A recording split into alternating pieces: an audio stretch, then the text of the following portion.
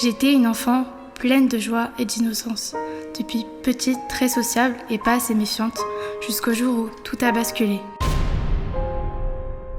Une personne en qui tout le monde avait confiance, un proche de la famille, s'approchait, m'amadouait, jusqu'au moment où ça a été trop loin sans que je puisse avoir le contrôle sur la situation. Je n'étais qu'une petite fille de 10 ans, détruite à tout jamais. Les nombreuses graves agressions que j'ai subies me réduisaient de plus en plus à néant. Je n'existais plus. Ma joie de vivre avait disparu. Je voulais en parler, mais quand j'essayais à peine d'aborder le sujet, c'était trop dur car l'agresseur faisait partie de la famille. Et je regrettais aussitôt. Après les abus et la violence, je ne pouvais plus vivre dans cet état. Les idées noires envahissaient de plus en plus ma vie. Alors j'ai compris que je touchais le fond et j'ai pris peur. Cependant, je n'avais pas peur des autres, mais de moi-même. Je sais que ça peut paraître bizarre si je vous disais que depuis toute petite déjà, je me sentais différente des autres. J'avais l'impression d'être une extraterrestre. J'ai toujours été très sensible aux émotions que dégagent les gens. On me reprochait souvent d'être trop sensible ou d'exagérer. Mais en fait, j'essayais juste de trouver une réponse à mes questions, ou même une solution à ma souffrance et à tout ce qui bouillait en moi. Je me disais que j'étais sûrement anormale et qu'ils avaient tous raison. J'avais l'impression d'être l'avocate, l'infirmière ou la psychologue des autres. Mais me concernant, je ne trouvais aucune solution pour calmer ce remue-ménage intérieur. J'avais besoin de m'exprimer, de prouver que j'existais. Et à ce moment-là, j'ai glissé sur une pente dangereuse. J'ai commencé à toucher à l'alcool et d'autres addictions. 2 options s'offraient à moi. Soit je mettais un terme à ma souffrance, et donc à ma vie. Soit je m'assumais telle que j'étais. J'ai grandi dans une famille très formelle où tout devait avoir sa place. L'éducation et les normes sociales ont toujours été la base. Bien entendu, le système scolaire, la tenue et les conventions étaient essentiels. De même, sur le plan religieux, ma famille était assez bien placée et respectée. J'ai toujours entendu « noblesse oblige ». Sauf que moi, j'étouffais de l'intérieur.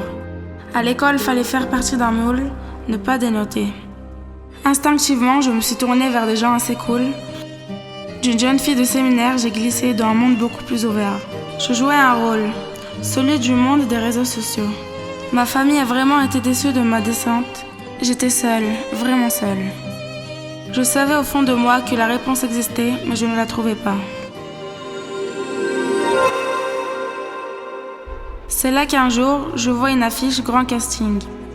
Découvert de talent pour les jeunes filles. Un rêve que j'ai toujours cru impossible.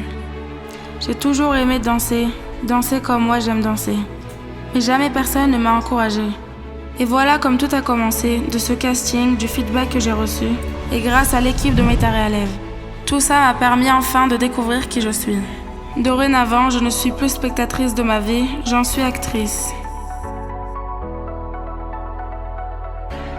Un jour, j'ai entendu parler de rencontres que Guyla organisait et des résultats qu'elle obtenait avec toutes sortes de jeunes filles, dans lesquelles, peu importait leur histoire ou leurs difficultés.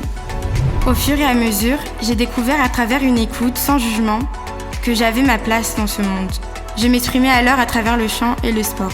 Je donnais à mon corps la possibilité de s'exprimer et d'évacuer mon mal-être. Et surtout, de vivre ma vie plus intensément et pleinement. Un jour, j'ai assisté au spectacle de la troupe de l'association. J'ai compris beaucoup de choses, et notamment que j'avais ma place au milieu de toutes ces jeunes filles, et que j'avais tant à offrir et à apprendre à travers les chants et les danses.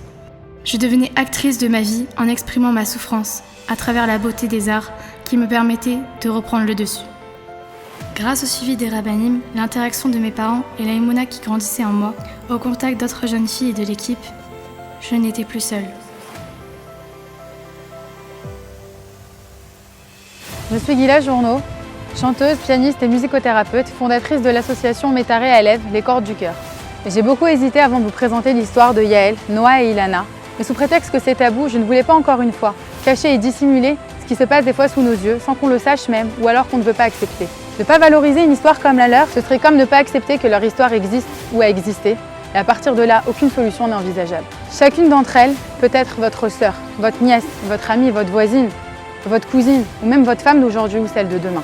Le monde de demain tient sur notre jeunesse d'aujourd'hui. Chacun de nous, sans exception, doit être sensibilisé, se sentir concerné par cette cause. Chacune de ces 3 filles avait toutes les causes possibles et inimaginables pour sombrer, pour justifier leur comportement. Mais Hachem en a voulu autrement. Je vous cache pas que même moi, au début de mon parcours, je ne pouvais même pas m'imaginer ce que certaines jeunes filles pouvaient passer à endurer au quotidien. Seulement quelques heures de bénévolat me permettaient de répondre à la demande de ces jeunes filles. Mais je me suis très vite vue consacrer la majeure partie de mon temps à mes dépens pour y faire face. Baruch Hashem, aujourd'hui on a une super équipe qui nous permet de continuer à créer des projets incroyables. Métaré Élève, c'est permettre à chacune de s'exprimer et d'exister à travers les talents et les forces intérieures qu'Hachem leur a donnés. Que ce soit de manière financière, physique, technique ou professionnelle, chacun à son niveau doit participer. Cette cause nous concerne à tous. Je vous présente le centre Métaré Élève, qu'on aimerait mettre à disposition de nos jeunes filles le plus rapidement possible. Et ce, seulement grâce à vous.